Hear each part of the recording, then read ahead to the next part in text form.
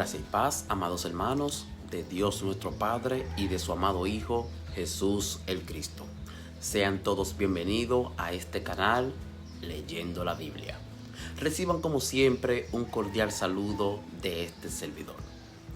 La Biblia dice que toda escritura es inspirada por Dios y útil para enseñar, para redarguir, para corregir, para instruir en justicia. Amén. En virtud de este pensamiento, quiero que tratemos un tema de mucha importancia que es para nosotros, los hijos de Dios. La Biblia dice que Dios es espíritu, es espiritual. Por eso vive en una atmósfera donde el pecado no puede vivir. Por eso el Señor tuvo que apartar a Satanás y echarlo del cielo, según Apocalipsis 12. ¿Por qué? Porque Satanás pecó y donde Dios está, en el lugar santísimo, no puede haber pecado. Él nos invita a todos nosotros a que participemos de la santificación. Él dice, sé santo como yo soy santo, porque sin santidad nadie verá al Señor. La santificación es la meta de todo cristiano. Es el estilo de vida que todos nosotros tenemos que desear. Por eso, quiero que tratemos en este momento una condición de la situación humana que no nos permite vivir de una forma espiritual. Y el título de mi tema en este momento es los deseos de la carne. ¿Qué son los deseos de la carne? Por ejemplo, la homosexualidad es un deseo de la carne. El hablar mentira es un deseo de la carne. El adulterio es un deseo de la carne. En fin, mis queridos hermanos, para resumir, todo lo contrario a la voluntad de Dios es deseo de la carne. Entonces, usted se pone a enumerar cuáles son los deseos de la carne y si en algún momento de un negocio, por ejemplo, usted quiere hablar mentira, eso no es de Dios, porque las cosas de Dios son puras y buenas. Ese es un deseo de la carne. Los deseos de la carne son toda aquella conducta que degradan la moral humana. Y recuerde, mi querido hermano, que el pecado inmediatamente se introdujo a la tierra, degradó la moral del hombre, de tal forma que Adán no pudo ver el rostro de su creador y tuvo que esconderse. El pecado fue llegando a tan extremo que ya el hombre no podía ver a Dios. La degradación, mis queridos hermanos, es producto de vivir en una estela o una atmósfera donde solamente reinan los deseos de la carne. En virtud a esto, es tan peligroso vivir con los deseos de la carne que el apóstol Pablo nos da consejo para que nosotros nos apartemos de esa manera de vivir y podamos vivir en una atmósfera en santificación como la que el Señor desea y espera de cada uno de nosotros. Para comenzar esta pequeña reflexión, vamos a leer lo que Pablo dice en Romanos 8:8. Y los que viven según la carne no pueden agradar a Dios. Amén. Hermano, ¿para qué estamos aquí? No vamos tantas veces a la semana a la iglesia, no ayunamos, no dejamos de hacer ciertas cosas para agradar a Dios. Agradar a Dios es nuestra pasión, debe ser nuestro estilo de vida. Pero quiero decir, hermano, que si alguno de nosotros está viviendo en la carne, estamos yendo de balde a la iglesia, porque a Dios no le agradan esas cosas. Ahora bien, ¿qué es vivir según la carne? Porque una cosa es pecar en la carne y otra cosa es vivir según la carne. Todos pecamos, porque evidentemente el pecado vino por Adán y por cuanto todos pecaron, están destituidos de la gloria de Dios. Pero el Señor sabe esas cosas y nos da la oportunidad de que nosotros nos arrepintamos. Una cosa es pecar y otra cosa es vivir en la carne. Cuando a usted le agrada algo que usted sabe que al Señor no le agrada, usted vive en pecado. Y Dios dice que a usted le desagrada. Vivir en pecado, mis queridos hermanos, es usted mantenerse siempre con la misma condición de vida o con la idea de que usted nació así y que así lo criaron. Hermano, ¿y por qué usted habla mentira? Porque mi madre hablaba mentira y por eso yo hablo mentira. Hermano, ¿y por qué usted roba? Porque a mí me enseñaron eso. Mentira, hermano. Nosotros, los hijos de Dios, que queremos santificarnos, debemos no vivir en la carne, sino vivir en el Espíritu del Señor. Todo aquel que va a la iglesia y que tiene una rutina dentro de la iglesia, pero su conducta, su estilo de vida no ha cambiado, vive según la carne. Y a Dios no le agradan esas cosas. Y las cosas que no le agradan al Señor, como consecuencia, tiene la muerte. Recuerdes, hermano, lo que el Señor dice en Apocalipsis 3:15. Es mejor que sea frío o caliente, pero no tibio, porque a los tibios el Señor lo vomitará de su boca. En virtud de esto, mis queridos hermanos, nosotros tenemos entonces que analizar que vivir según la carne es el error más grande que un ser humano puede tener. Pero vivir según la carne es algo sorprendente, hermano, es favorable. Póngase a pensar, ¿qué sensación siente usted cuando coge lo que no es suyo? Cuando usted se quiere acostar con la esposa del vecino o de su hermano. Cuando uno quiere hablar mentira, uno siente sensación, hermano, por hacer cosas malas. ¿O ustedes creen que los que están en una discoteca bebiendo y bailando no sienten sensación? El que usa droga siente sensación haciendo lo malo. En otras palabras, Pablo dice en Romanos 7:19, lo que yo quiero hacer no hago, mas lo que no quiero hacer, eso hago. ¿Por qué, hermano? Porque los deseos de la carne son en contra de los deseos de Dios. Lo que quiero decir con esto es que si nosotros no hacemos pacto con sacrificio, como dijo David, de abandonar las cosas aunque nos gusten, fácilmente viviremos nuestra vida según los deseos de la carne. Y ya nosotros sabemos cuál es la consecuencia. Otro texto que nos ayuda bastante es Romanos 8:13, en el mismo capítulo. Y aquí Pablo nos habla un poquito más claro. Pablo dice, porque si vives conforme a la carne, moriréis. Mas si por el Espíritu hacéis morir las obras de la carne, viviréis. Hermano, esto es algo de vida o muerte. Ya sea la naturaleza espiritual o la naturaleza carnal, una de las dos hace morir a la otra. Porque bien lo dijo el Señor, no pueden salir dos tipos de agua de una misma fuente. La luz y la tiniebla no pueden andar juntas. Cuando usted desea ser espiritual, los deseos de la carne van muriendo en usted. Amén. Por eso, cuando usted se entrega al Señor y antes le gustaba beber, ya a usted no le gusta beber. Si usted cuando se entrega al Señor de corazón y le pegaba a su esposa, ya a usted no le gusta. Si usted era ladrón como lo era Zaqueo, ya usted no quiere robar. Porque cuando la vida espiritual crece en usted, los deseos de la carne van muriendo.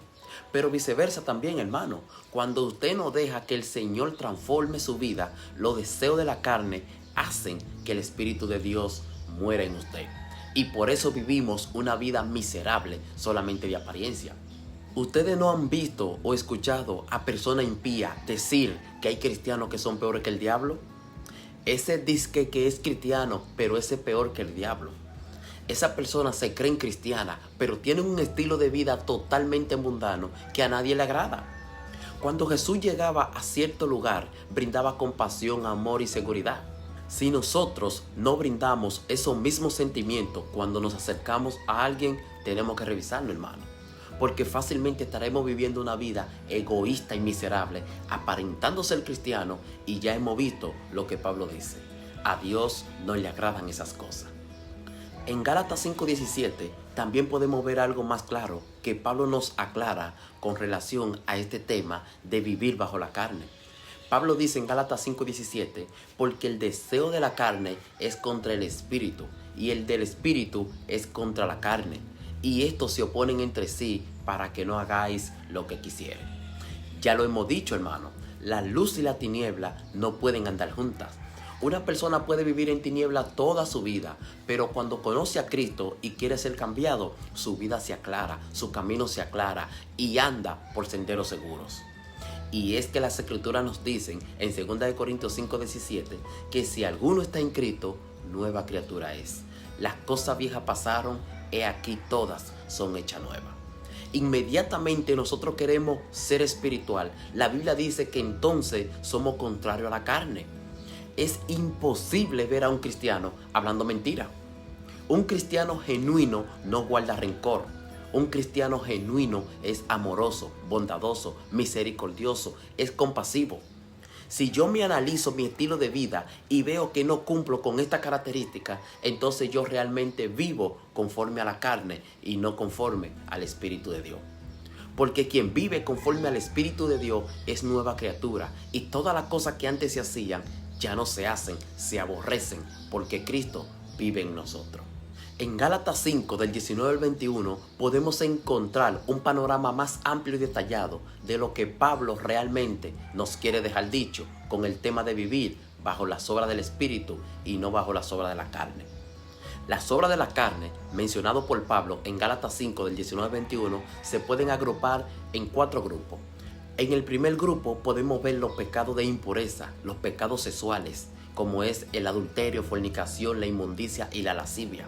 En el segundo grupo están los pecados religiosos, aquellos que van contra la verdadera adoración, como es la idolatría y la hechicería.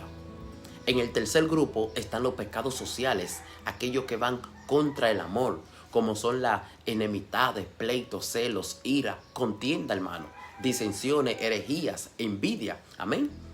Y en el cuarto y último grupo están los pecados por falta de control propio, como son las borracheras y las orgías. Amén. El apóstol Pablo, hablando de esta persona, dice que cualquier cristiano que haga alguna de estas cosas se cierra la puerta del reino de Dios y no posee la vida eterna, según Gálatas 5:21. Mis queridos hermanos, hagámonos la siguiente pregunta. ¿Somos cristianos espirituales o carnales? ¿Hay alguna carnalidad en mí? Basta tener una sola de estas características mencionadas por Pablo para ser carnal. Y acuérdese, hermano, que Pablo solamente menciona algunas. Hay otras como por ejemplo la hipocresía, el no perdonar, el guardar rencor, la venganza, el mentir, el no respetar a los padres, la avaricia, el robar, el estafar. Amén. Y otras tantas cosas que para descubrir si yo vivo en la carne o en el espíritu, no tengo que buscarlo en un diccionario, hermano. Todo está escrito aquí, en la Biblia. Vamos a ver. ¿Es el adulterio un deseo espiritual? No, mi hermano. Dios le hizo a Adán una sola mujer, no le hizo dos.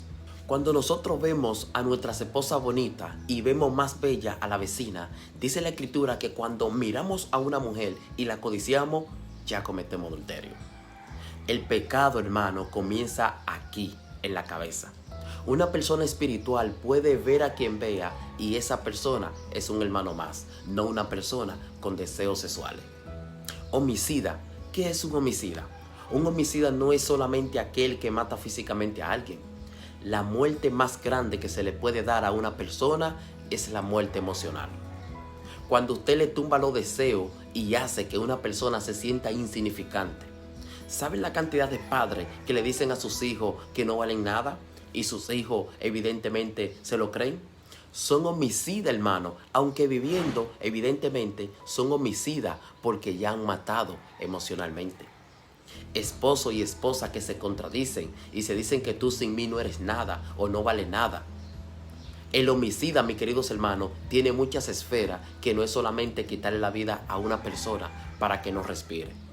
Cuando usted le quita los deseos espirituales y emocionales a una persona, usted hace rato que lo ha matado. Amén. Inmundicia.